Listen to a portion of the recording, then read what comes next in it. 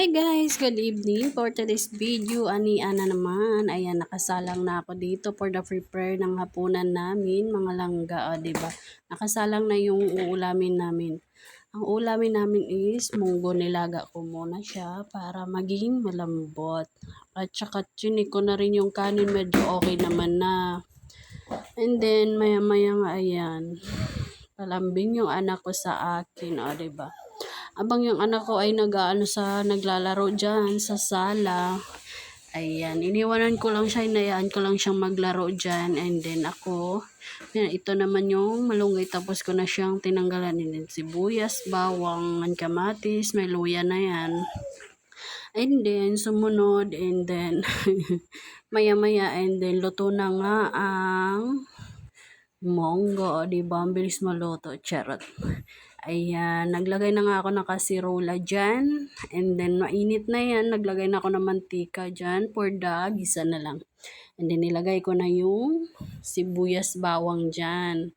Kasama na yan lahat mga langga. Sinama-sama ko na lang siya para isang gisahan mo lang, charot. Ayan, hinalo-halo ko lang siya. And then, para mag-golden brown konti. And para maging talaga yung bango ng sibuyas bawang. And then sinunod ko na rin yung kamatis. Talsik pa nga yung mantika, ewan ko ba dito. Pero okay lang yan, konti lang naman. Ganun talagang pagdaanan ng mga magluluto ng ulam. And then hinalo-halo ko muna siya. And then maya-maya maging okay na yan. Ayan, sinunod ko na yung munggo dyan kasi okay naman na siya, kaya kailangan ko. At saka hinalo ko na lahat yung sasahog at saka niya. Kaya masabaw siya. Mas maganda kasi yung masabaw, masarap, charot. Kasi mabilis maubusan ng sabaw pag konti lang, sumisip-sip kasi si munggo. And then nagdagdag lang ako ng konting water dyan para may konti pang sabaw. Naglagay na ako ng mga konting ingredients dyan maya-maya. And then for the timpla na dayon. At ayan, nakatimpla na yan. Lalagyan ko na lang ng konting mga ingredients. Alright. Masarap na yan mga langga. Hinalo-halo ko lang siya. And then nalimutan kong lagyan ng paminta.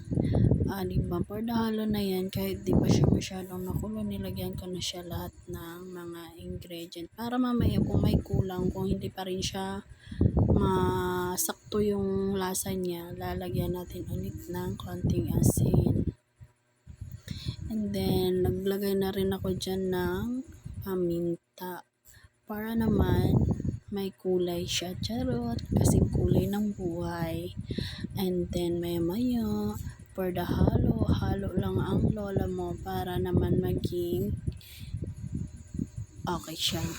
And then naging naging tapos na at hinanap ko na yung takip ng kaserola.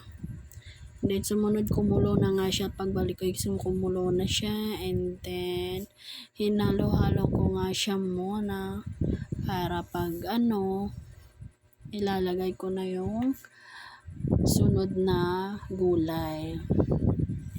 Habang naghalo nga ako niyan, nilagay ko na yung ampalaya. Lalagay ko na tong ampalaya, and then konti lang naman yung hinalo ko kasi yung partner ko kasi di mahilig sa ampalaya. Ewan ko ba nito, pag ayaw ng pait, ayaw talaga niya. Pag ako kasi nagluluto talaga ng ampalaya, lalo na pag ampalaya with egg, yan, ang ginagawa ko talaga, i-request ng partner ko, kailangan daw ng pigaan kasi ayaw niya nung pait. Pero minsan kasi nawawalan ako ng lakas magpiga sa kamay ko, kaya minsan inaayawan ko na siyang magpiga. Kung bahala na, masarap din naman siya kahit walang piga. And then tinikman ko siya, and then nilagyan ko na ng malunggay. Masarap na din yan mga langga. Nilagay ko na yung malunggay para And then, natapos na naglagay ng malunggay, ayan, kalong-kolo na siya. Tinakpan ko na rin ulit siya mga langga, mga fam. And then, ayan na siya. Pagbukas ko siya ay ayan, o diba, ready to eat na yan mga fam ko. Ayan, ang sarap na niyan mga langga ate. Hinalo ko muna at may konti siyang patatas kasi yung sahog niyan kagabi naming ulam. Sayang naman na itapon mo, di ba? Tipid-tipid tayo ngayon, kailangan natin ilagay sa rep kung di nauubos yung ulam natin kinabukasan. Basta hindi lang nagalaw. And then, ayan na nga for the sahog ng lola mo. Ayan, tapos na ako magluto mga langga. Ang sarap at ako'y nagugutom na. Gusto ko nang kumain talaga. Sobrang excited na akong kumain. Ayan, sa sobrang ko excited kumain, ayan, gusto ko nang kumain talaga. Kaya maraming salamat sa panonood. Bye-bye!